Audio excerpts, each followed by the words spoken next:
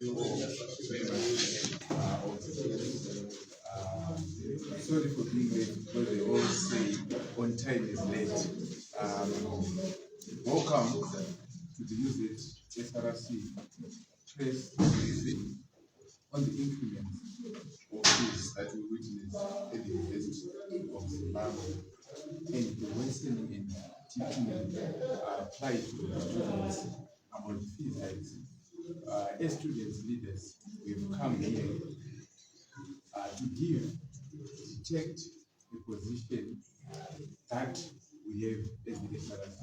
We're not here for discussions whatsoever, for hugs or kisses. We are here to detect as student leaders what should be done by the university, because it's our right as students, it's our right as citizens at large to make sure that education does not become a privilege but a right to everyone. So first, let me acknowledge the presence of our SEC members. Though some are not here, and hopefully we hope they will come.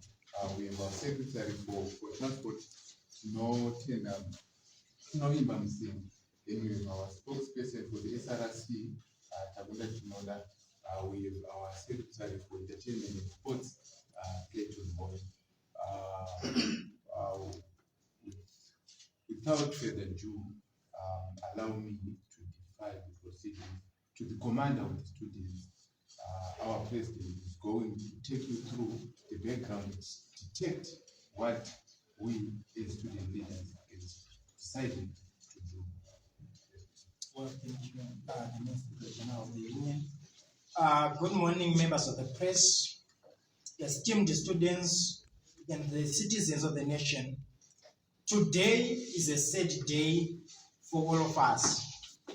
We come here saddened by the recent hike in fees at the University of Zimbabwe.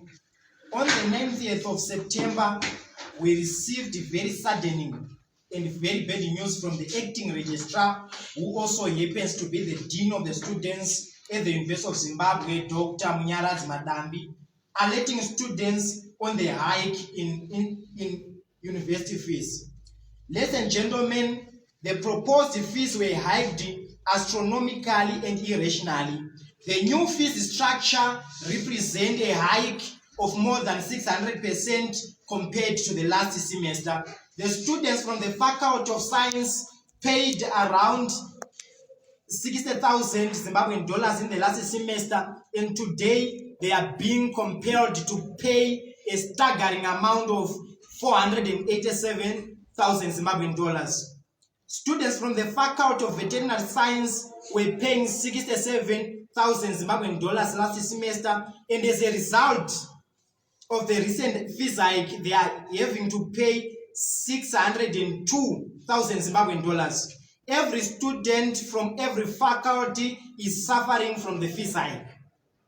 The increase in the university fees is absurd, given that the majority of our parents barely having the means to pay for our tuition education. Most of them are civil servants who are earning peanuts every month. Some of them work in the informal sector, earning even lesser given the harsh economic prevailing conditions. Our parents simply do not have the means to pay for the unimaginable fees that have been paid by the institution. What is more shocking is the fact that the fees even increased in US dollar terms with no valid reason supporting the move. I would like to confirm, as the president of the Student Representative Council, the SRC, that we never agreed to this proposal of fees hikes. Our position as the SRC is very clear: nothing for students without the students. Nothing should be decided for the students without the students being involved in the decision-making process. The administration at the University of Zimbabwe seems to be failing to appreciate the fact, since they are always playing hide and seek when they want to decide on institutional fees. The fees pegging process is always covert at the UZ, and this is totally unacceptable.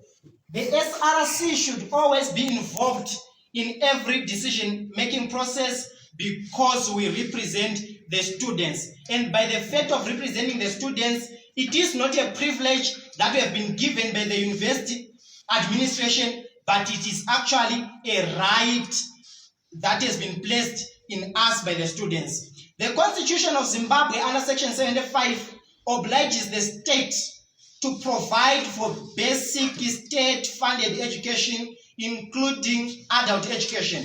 What we are simply asking for is this right to be provided for.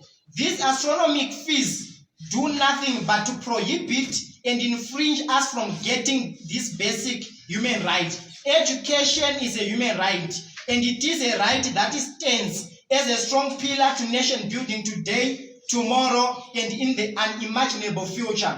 As SRC, these are our demands. 1, we demand to see a swift move by the University of Zimbabwe administration to denounce the new fees structure with immediate effect.